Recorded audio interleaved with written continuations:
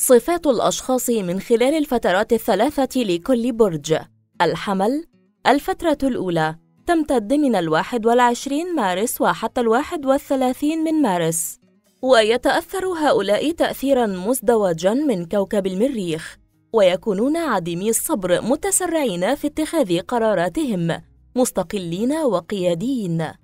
الفترة الثانية تمتد من 1 من إبريل وحتى 10 من إبريل، ويتأثر هؤلاء المواليد من الشمس بالإضافة إلى المريخ، ويكونون طموحين ذوي نزاهة، ولديهم رغبة في إدخال تغييرات وإصلاحات على مجرى حياتهم. الفترة الثالثة تمتد من 11 من إبريل وإلى 20 من إبريل، ويتأثر هؤلاء المواليد بكوكب المشتري بالإضافة إلى المريخ، ويكونون ذوي طبيعة نبيلة وقلوب كبيرة، ويتذوقون طعم النجاح في حياتهم. الثور: الفترة الأولى تمتد من 21 من إبريل وحتى 30 من إبريل، ويتأثر هؤلاء تأثيراً مزدوجاً من كوكب الزهرة، كوكب الحب والجمال، فيمنحهم الثبات في عواطفهم، وهم ذوي طبيعة مستقرة، يبدون المحبة والإحسان تجاه الصديق والقريب. الفترة الثانية تمتد من 1 من مايو وحتى 10 من مايو، ويتأثر هؤلاء المواليد من كوكب عطارد، كوكب الاتصالات والتفكير، بالإضافة إلى الزهرة، تمتاز شخصيتهم بقوة التفكير واليقظة والثبات. الفترة الثالثة تمتد من 11 من مايو وإلى 20 من مايو، ويتأثر هؤلاء المواليد بكوكب زحل، بالإضافة إلى الزهرة، يمتازون بالصبر والمواظبة والاقتصاد والاستثمار الحذر.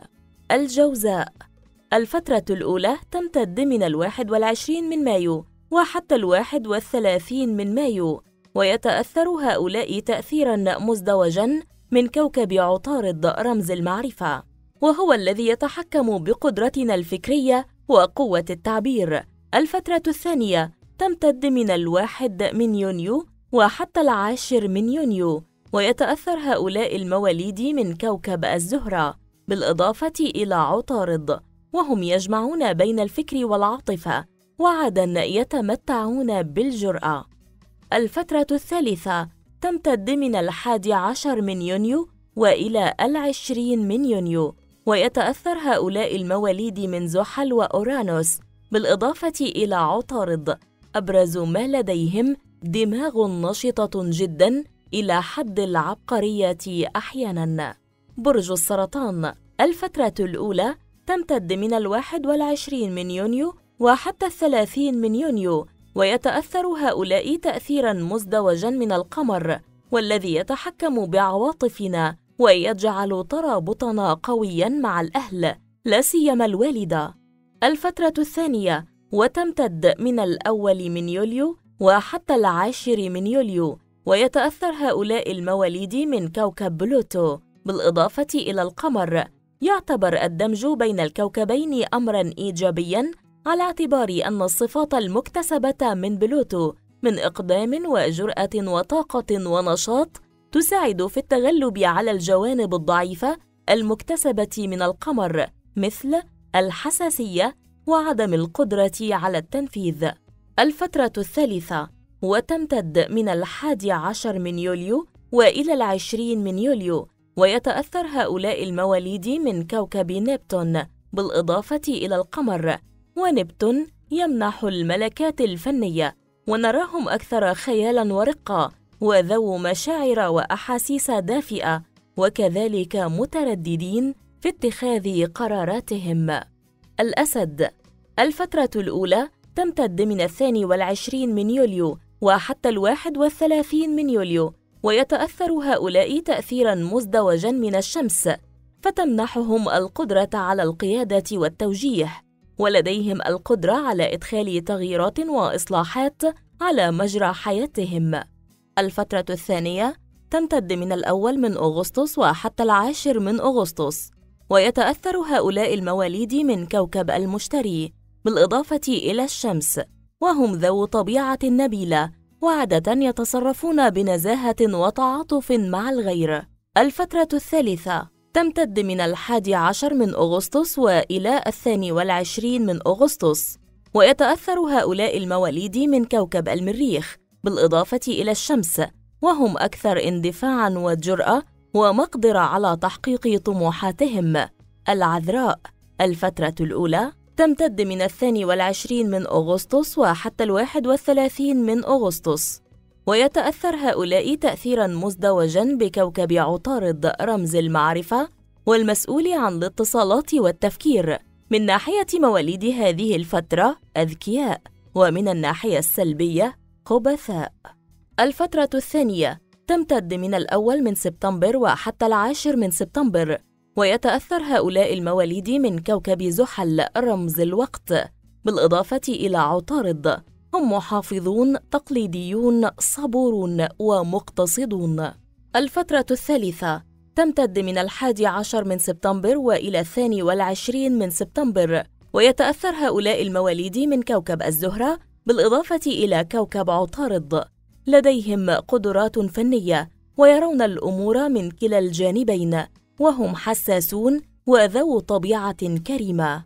الميزان الفترة الأولى تمتد من 23 من سبتمبر وحتى 30 من سبتمبر، ويتأثر هؤلاء تأثيراً مزدوجاً من كوكب الزهرة كوكب الحب والجمال، فيمنح مواليده الحس الفني والجمالي والقدرة على التمييز بين الغث والسمين، فهم يرون وجهي قطعة النقود. الفترة الثانية تمتد من 1 من أكتوبر وحتى 11 من أكتوبر، ويتأثر هؤلاء المواليد من كوكب أورانوس بالإضافة إلى الزهرة. هم أكثر تحفظاً وصبراً ومواظبة واقتصاداً، وتنتابهم من حين لآخر حالات من الكآبة والتشاؤم دون سبب مقنع. الفترة الثالثة تمتد من 12 من أكتوبر وإلى 22 من أكتوبر، ويتأثر هؤلاء المواليد من كوكب الزهرة بالإضافة إلى كوكب عطارد. يجمع هؤلاء المواليد بين قوة التفكير والناحيتين الفنية والجمالية. العقرب الفترة الأولى تمتد من 23 من أكتوبر وحتى 31 من أكتوبر، ويتأثر هؤلاء تأثيراً مزدوجاً من كوكب بلوتو، ويكونون عادة من النوع المسيطر الديكتاتوري وذوي قدرة على التصميم وتنفيذ مخططاتهم. عليهم تعلم فن الصبر وتفهم متطلبات الغير. الفترة الثانية تمتد من 1 من نوفمبر وحتى 11 من نوفمبر، ويتأثر هؤلاء المواليد من كوكب نبتون بالإضافة إلى بلوتو، وهم ذو طبيعة متغيرة متقلبة لا يصمدون على حال، ويكون صراعهم على الأغلب بينهم وبين أنفسهم وليس مع الغير، إذ يجدون صعوبة في اتخاذ قراراتهم. الفترة الثالثة تمتد من 12 من نوفمبر وإلى 22 من نوفمبر، ويتأثر هؤلاء المواليد من القمر بالإضافة إلى بلوتو. هم أكثر عاطفة وخيالاً ورقة، ولديهم ميل للفنون. هم أيضاً ذو شخصية جذابة وعطوفة تكسبهم شعبية كبيرة. القوس الفترة الأولى تمتد من 22 من نوفمبر وحتى 30 من نوفمبر، ويتأثر هؤلاء تأثيراً مزدوجاً من كوكب المشتري كوكب الحظ والتفاؤل، وهم أشخاص ذو نظرة عادلة للأمور، وصادقون وصريحون يوثق بهم. تلعب الشهامة دوراً إيجابياً في حياتهم. الفترة الثانية تمتد من 1 من ديسمبر وحتى 11 من ديسمبر، ويتأثر هؤلاء المواليد من كوكب المريخ إضافة إلى كوكب المشتري. هم جريئون طموحون، ولديهم القدرة على تنفيذ مخططاتهم. ينجحون بشكل خاص في مجال الأعمال والتجارة. الفترة الثالثة تمتد من 12 من ديسمبر وإلى 21 من ديسمبر، ويتأثر هؤلاء المواليد من الشمس بالإضافة إلى المشتري.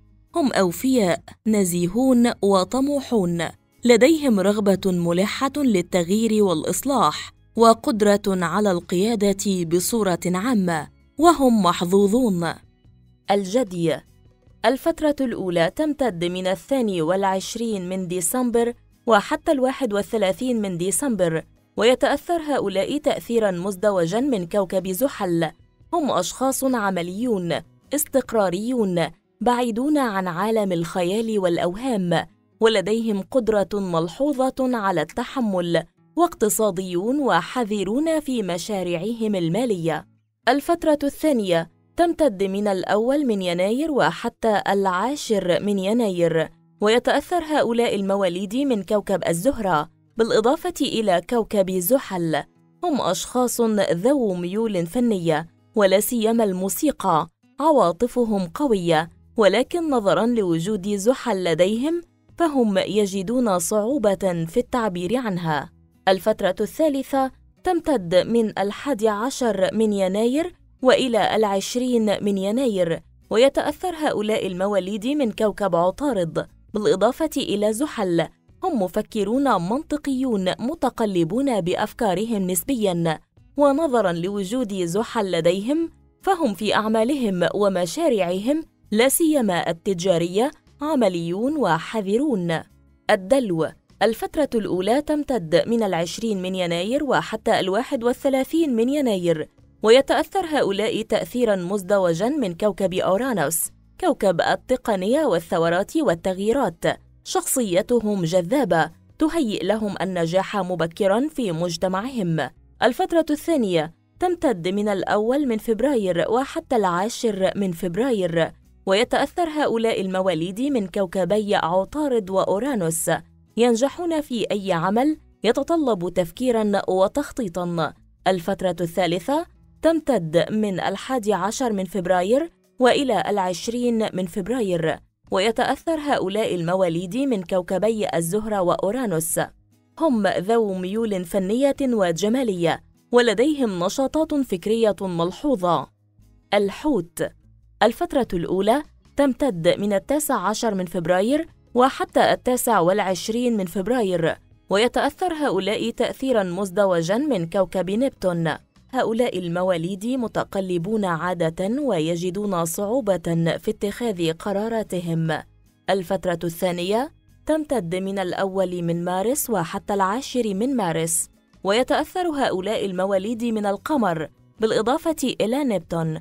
هم خياليون مدركون لأمورهم وغامضون أحياناً.